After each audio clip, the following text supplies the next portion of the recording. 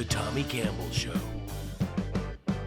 First Lady Melania Trump decided to give everyone a surprise, even Donald Trump, who claims he had no knowledge of her plans. To be fair, I think the pair are about as close as Taylor Swift and Kanye.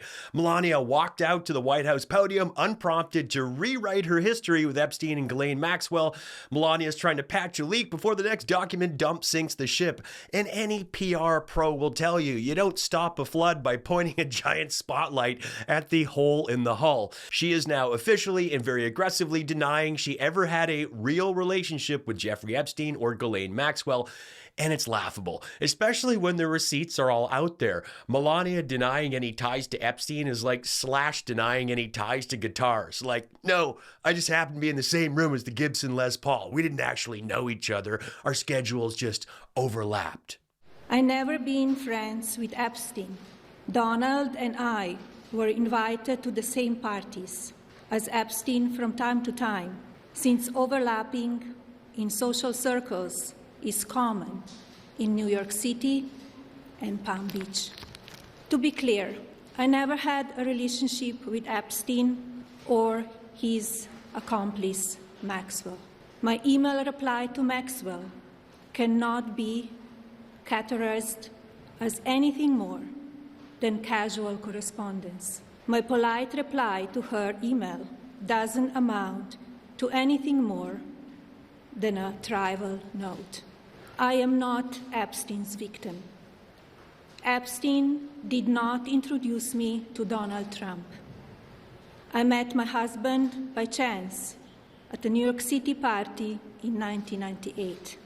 This initial encounter with my husband is documented in detail in my book, Melania.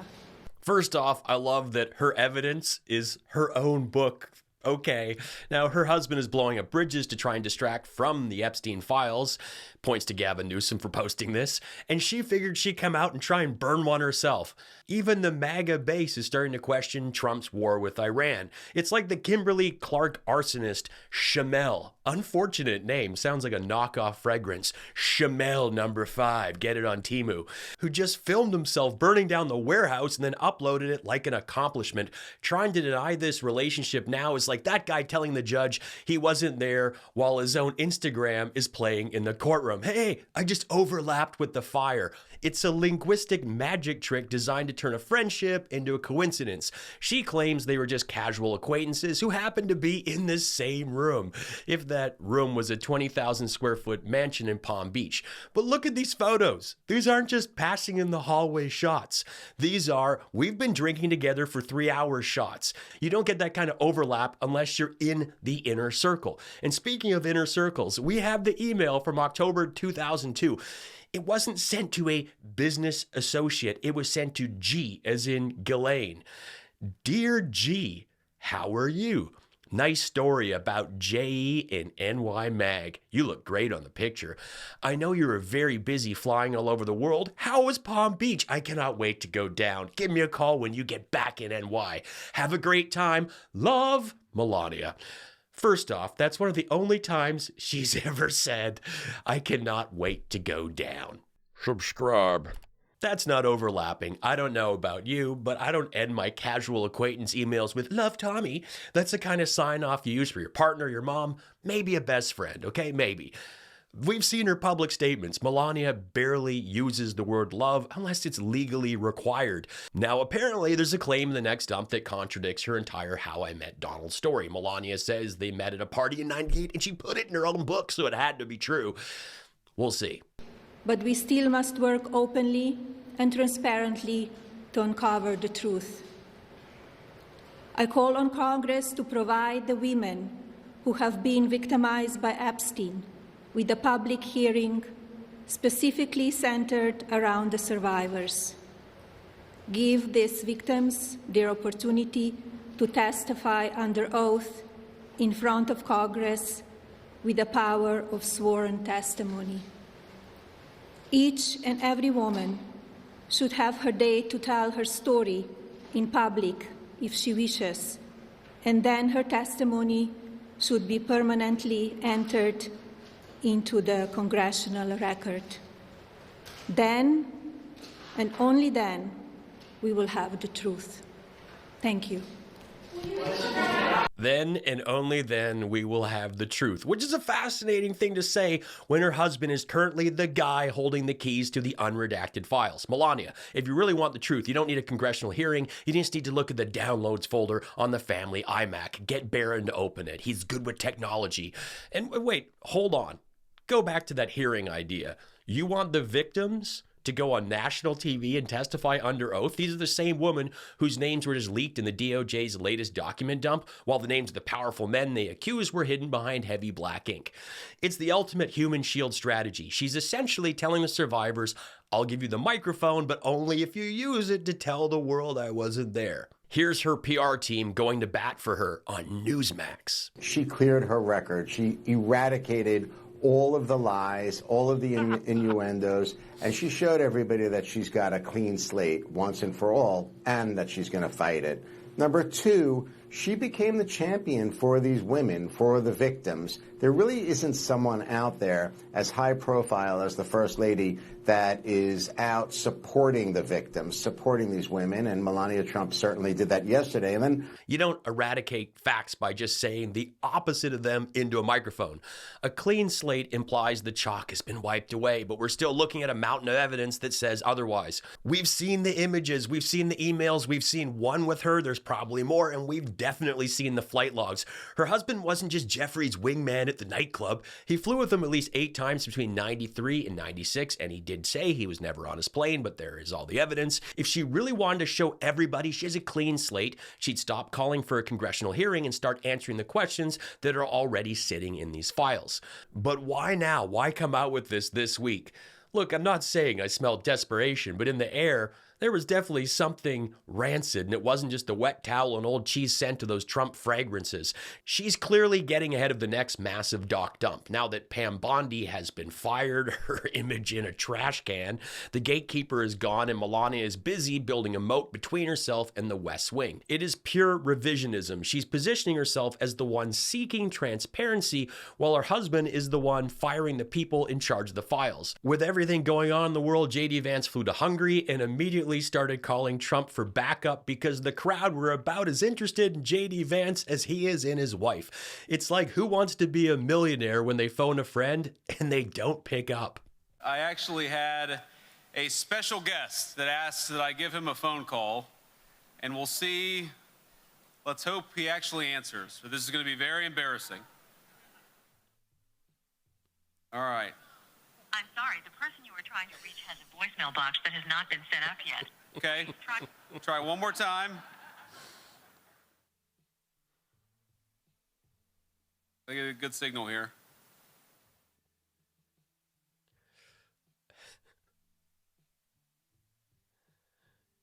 It's ringing. It's progress.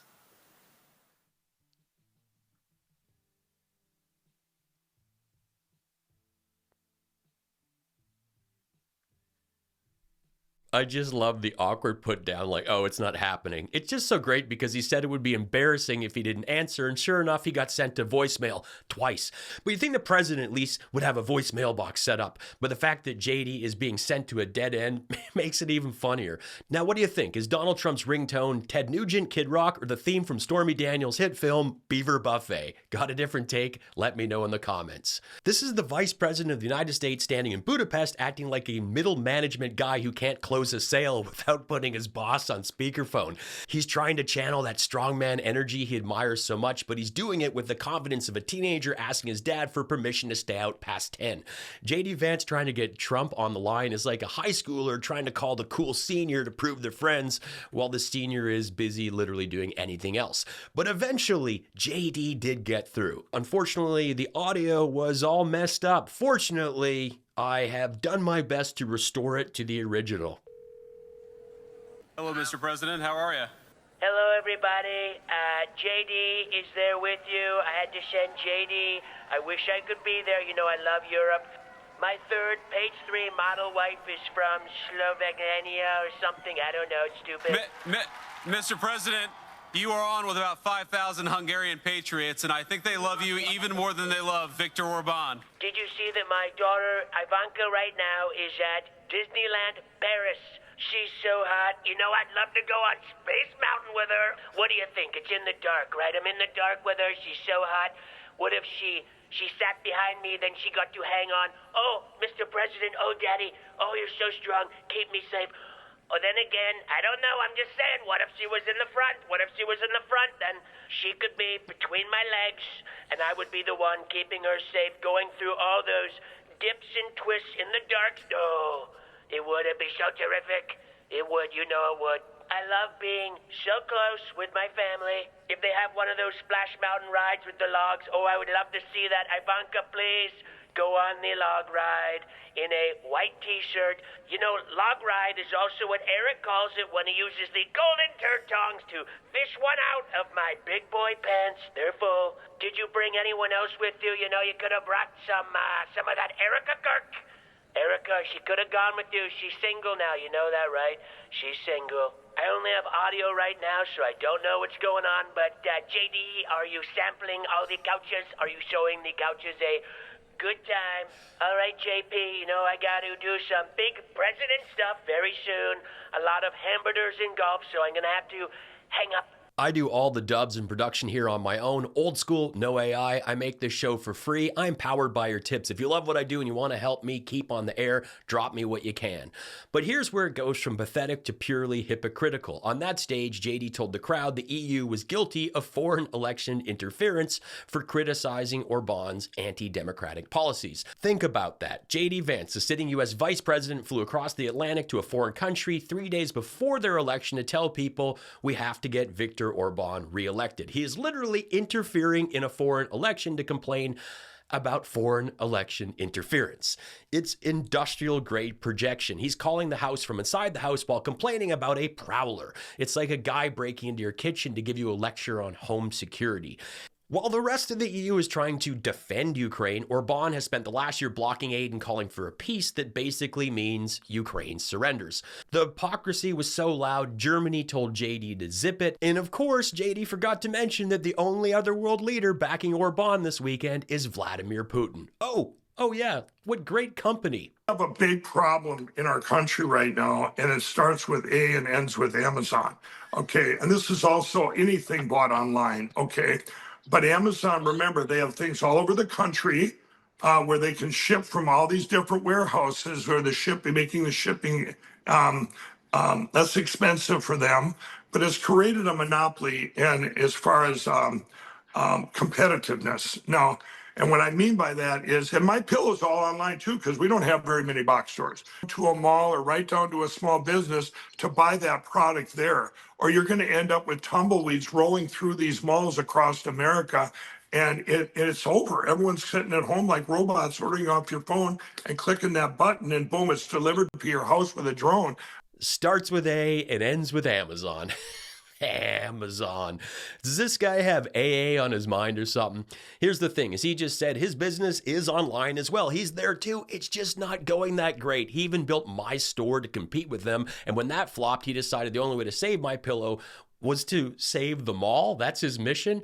When was the last time this guy himself went to a mall to get something? I mean, it's not the 90s anymore. I often wish it were. I miss riding my mountain bike to the mall without helmets or even a lock, just dump it at the front. And then we'd walk around, play some Double Dragon, buy a Guns N' Roses CD, have a Cinnabon and a cigarette in the food court, go to the dodgy video store with the secret beaded video section to look at the VHS porn covers where they have no tattoos. Back then, we didn't worry about recycling or climate change. We just worried about having enough quarters. Those were the days, but they're over. And look, I don't love everything Bezos does, but I watch enough Shark Tank to know there are plenty of small business success stories on Amazon, okay? It's a necessary evil. If my kid needs a new lunchbox, I'm not spending an entire afternoon going store to store in the mall. I'm buying it online and getting on with my day. It's the way the world is, and it's not going back, okay? When I broke my leg in 3 places, I wasn't popping out to the Sears at the local mall. Online shopping saved me, just like it saved a lot of people during COVID. Mike isn't trying to save them all. He's just mad he can't figure out how to work the internet. He's essentially begging the world to go back to 1996 because his own app is a disaster. Trump is living the life. Where do you live? There is no denying that Trump isn't making a fortune off being president, but I wouldn't say the guy with the neck rash, hand blotch, swollen ankles who struggles to stay awake and stand up remotely straight when he's looking for the person who is right in front of him is living the life. Health is wealth, and this guy is piss poor. Let's go hamburgers. MAGA tears. Another uniformed lib. I cannot confirm it, but I'm pretty confident you were going for uninformed, not uniformed, because the libs don't have matching outfits. The right wing does, whether it's the Florsheim clown shoes, the Oakleys with the goatee, the MAGA hats, the watches, or whatever junk you wear. If you're actually being informed or interested in being informed, you would not be writing a complaint. You'd be watching my next video in the queue. MAGA tears. That's one of the only times she said, "I cannot wait to go down." Mark, you don't eradicate facts by just saying the opposite of them into a microphone. Microphone into a microphone. Now let's settle this. Do you think Donald Trump's ringtone is Ted Nugent, Kid Rock, or the theme from Stormy Daniels' hit film Beaver Buffet?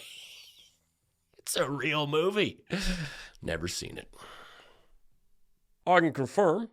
The Tommy Campbell Show is the best political comedy show on YouTube, and I hope you subscribe.